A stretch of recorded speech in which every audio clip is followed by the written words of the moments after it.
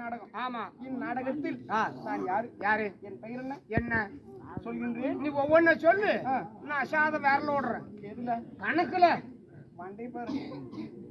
நான் பெயர் என்ன? என்ன பேரு? அறிவிக்கின்றேன்.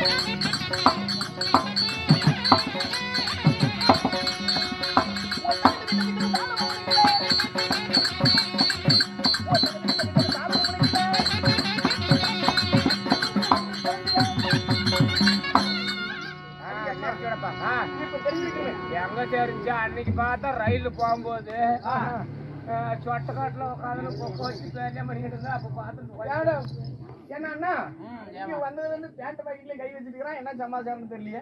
காய்ச்சி கொடுக்கலாம்னு தான் உன்னை பார்த்தா ஆச்சே தங்குது. வரைய ஒரு நாளைக்கு நோக்கலாம். ஏண்டா உனக்கு என்னை பார்த்தா எப்படி தெரியுது? பொம்பளையாட்டம் தான் தெரியுது. நான் என்னை பார்த்தா எப்படி தெரியுது? உனக்கு எப்படி தெரியுது? சனி பிடிச்சவனை யாரும் உன்னை எல்லாம் கூட்டிட்டு வந்தாங்க. அதே வந்துட்டேன்.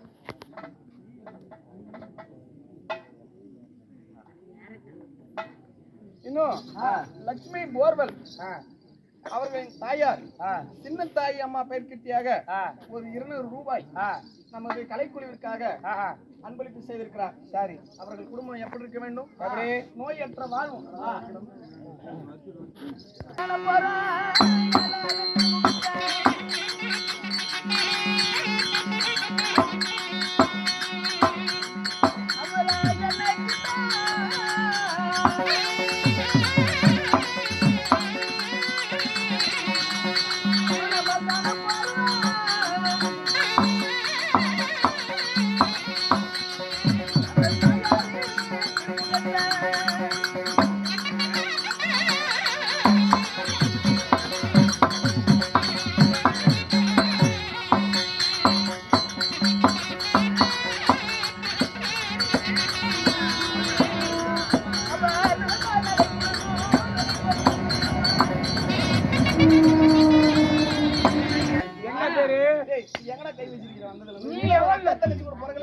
நீ எவன் கை வைக்கிற ஒரு ஆம்பளை தெரியல நான் கை வச்சா மட்டும் கோவத்துக்கு வர சிவுக்குன்னு ஏன் குழம்புங்க நீங்களா கேப்பாரெல்லாம் இல்லையா ஒரு கை வச்சு பேசுறதுக்கு ஒரு இடம் இல்ல ஒரு நாளைக்கு உனக்கு நீ எத்தனை டைம் அங்க கை வைக்கிற அதுக்கு இப்ப நான் கை வச்சா மட்டும் கோவத்துக்கு வரீங்க இதெல்லாம் பெண்களா பிறந்தா ஆண்டவன் கொடுத்த வரப்பிரசாதம்டா இது தெரியாம நீ இன்னும் பேசிட்டு இருக்க குழந்தை வாய மூடு சந்திரன் உதயம் போல் தையல் முகம் துலங்க கூந்தல் வண்டினங்கள் கீதங்கள் பாட பாத தந்த கொலுசுகள் பாதத்திலே கல கல கலவென்று ஓசையிட நான் ஓடோடி வந்தனே என்னுடைய பெயர் தான் ஆதி லட்சுமி தேவி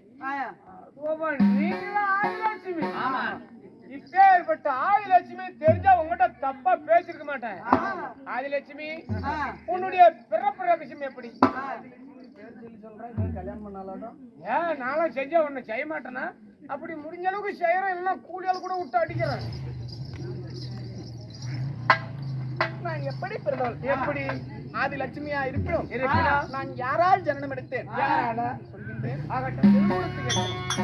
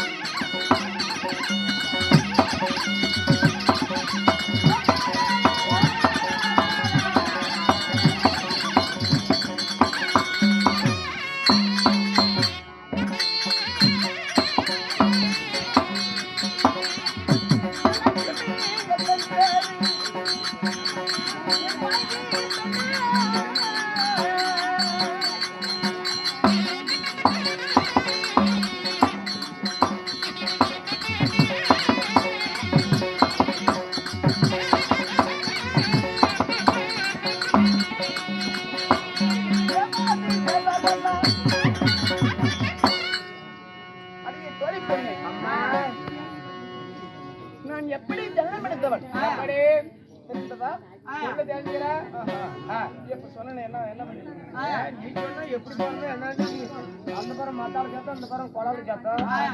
ஒன்னும் தெரியல சொல்லு எப்படி அன்று ஒரு காலத்தில் தூர்வாச முனிவர் கானகத்தில் கடூரமான தவத்தை செய்து கொண்டிருந்தார். யாரு? தூர்வாசர். ஆமா. அப்படி தவம் செய்து கொண்டிருக்கும் நேரத்தில் அதாவது தேவர்களுக்கு நரை திரை மூப்பு பிணி இவை அணுக வேண்டும் என்று சாபத்தை கொடுத்து விட்டார் தூர்வாச மகாமுனிவர். ஆமா. அதனால் தேவர்களும் அசுரர்களும் என்ன செய்தார்?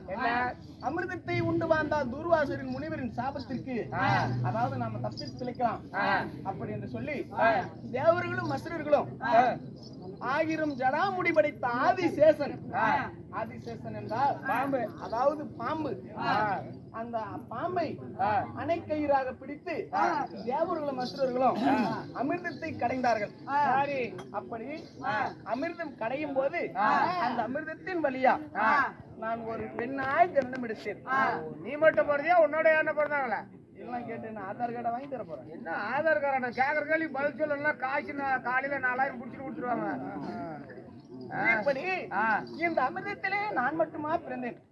உடன் பிறந்து என்னோடு உடன் பிறந்த என் சகோதரிகள் 66,000 கன்னிப்பெண்கள் நாங்கள் அமிர்தத்திலே ஜன்னித்தோம்.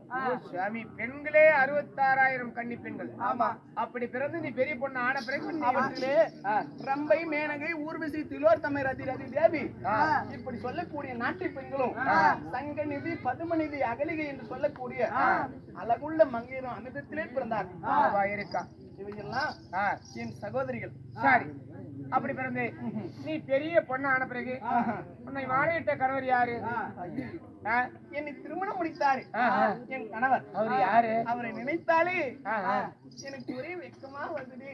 ஏன் அந்த திருமணம் செஞ்சாலும் எதனா பவல்லிய காட்டி விட்டாரா?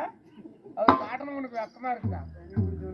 ஏன் காட்டணும் கையில வச்சா அது பிடிச்சு காட்டித்தானே. நான் திருமணம் முடித்த என் மன்னவர் யாரு? யாரு?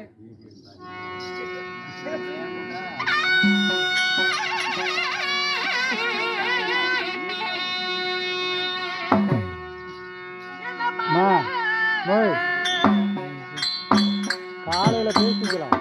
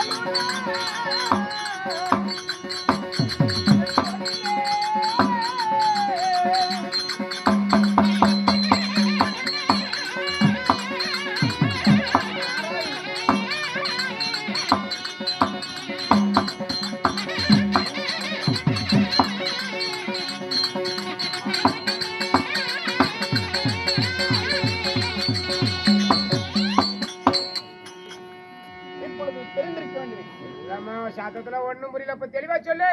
என் கணவர் யார் தெரியுமா? யாரு? அவர்தான்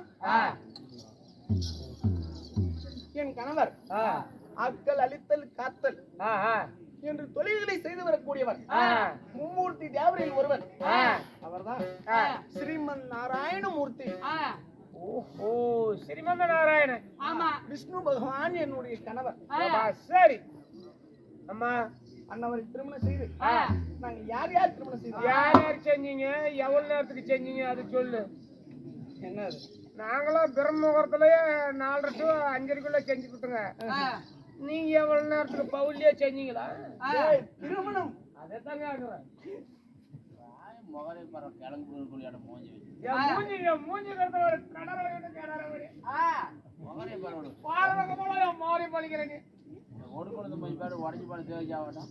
மூஞ்சி சிவாஜி கணேசன் இருந்திருக்குமா? எப்படியாச்சு? மூஞ்சி பாட்டு கண்ட்ரோலியா? என்ன பண்ணா? எங்க அம்மா வகுத்துல 9 மாசமா நான் இருந்துக்கிறேன். 9 மாசம் உங்க அம்மா இருந்தாலும் நீயா? எங்க அம்மா இருந்துச்சு. எங்க அம்மா வகுத்துல நான். சரி, ஏற்கனவே 4 பொண்ணு. பிறக்க போறது பையனும் இல்ல பொண்ணும் அப்படின்னு பேன் போட்டு பாக்கலாம்னு போய் போட்டு பாத்துக்கிறாங்க. எனக்கு என்ன தெரியும்? அதேதான் சிடி ஸ்கேன் போட்டு பார்க்கவும் பையனு தெரிஞ்ச உடனே எங்க அப்பாவுக்கு ரொம்ப பெருமை. உண்மையாதான் ரொம்ப பெருமை. டாட்டு சொல்லிக்கிறாங்க. இன்னும் ஒரு 20 நாள் கழிச்சுதான் கூட்டு வந்து விட்டுரு என்கிட்ட. சரியா புரிஞ்சுக்கு காய்ச்சி போடுங்களாம்னு. ஆனா எங்க அப்பா ஒத்துக்கல. ஏற்கனவே 4 பொண்ணு ஈச்சா நம்ம பொம்பளை பெத்துக்குச்சு. இது பையனு சொன்னதும் நம்ம கிட்ட கூட்டு வந்து விட்டு சொல்றேன் டாக்டரு அப்படின்னு. சரி பாக்கலாம், 10,000 கூட ஆகட்டுன்னு கூட்டி போய் விட எங்க அப்பா கூப்பிட்டு வெள்ளை பேப்பர்ல ஒரு கையெழுத்து போடு, இத ஆபரேஷன் செஞ்சு எடுக்கணும் அப்படின்னு சொல்ல எங்க அப்பா ஒத்துக்கல. நம்ம ஊர்ல பாரு இந்த சால்றாங்கிற முருகாசி அவங்க பாட்டி தான் அந்த பொம்பளைங்களுக்கெல்லாம் மருத்துவம் பாக்குறவங்க, பிரச்சனை பாக்குறவங்க, பாக்குறவங்க. அதான் பிரசரங்கிறாங்களா? அது சொல்லி தொலைய நான் தான் உள்ளக்கிறேன். எனக்கு என்ன தெரியும்? பிரஷர் பாக்குறவங்களா? என்னன்னு ஆச்சு? அந்த கண்டர ஒலி இலக்கண்ண ஒரு 1/4 லிட்டர் கைக்கெல்லாம் போட்டு அப்படியே கையை விட்டுக்கிறப்பா. எங்க அப்படியே கையை விட்டு காலு கடிச்சிருந்தாலும் இருந்திருப்பா, கை கடிச்சிருந்தாலும் இருந்திருப்பா. பகட்டை பிடிச்சிட்டு உள்ள பகட்டை பிடிச்சிருக்கா இளமுக்கு ஒடுங்கி போச்சு. இல்லைன்னா சிவாஜி விஷ்ணு பகவான் அண்ணவரை திருமணம் செய்து 8 பேர் மனைவிமார்கள்.